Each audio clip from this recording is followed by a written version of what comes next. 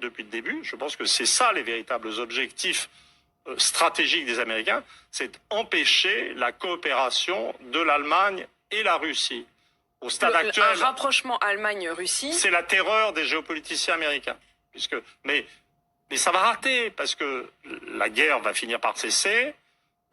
si je vous comprends bien, la Russie va finir par gagner. Mais c'est pas la Russie qui gagne, c'est l'Occident qui perd, et c'est la réalité qui va gagner. La réalité, c'est que on n'est pas à l'époque de la guerre de 14. À l'époque de la guerre de 14, ou à la veille de la guerre de 14, on était dans un monde de nations en expansion démographique.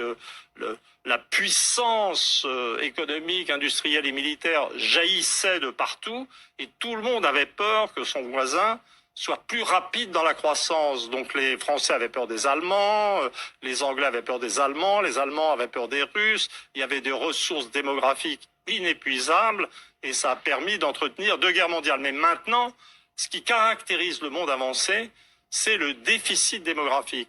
Et pas du tout ce qu'on aura après. C'est-à-dire qu'une fois que, alors là je le dis franchement, honnêtement, que les États-Unis auront accepté de se retirer de leur empire, de l'Eurasie, de toutes ces régions où ils entretiennent les conflits, qu'allons-nous devenir quand les États-Unis ne nous protégeront plus? Mais vous dites qu'il ne se passera rien. Mais pas du tout. On sera en paix. Oui. On sera en paix. Mais Emmanuel, la meilleure chose qui pourra arriver à l'Europe, c'est la disparition des États-Unis.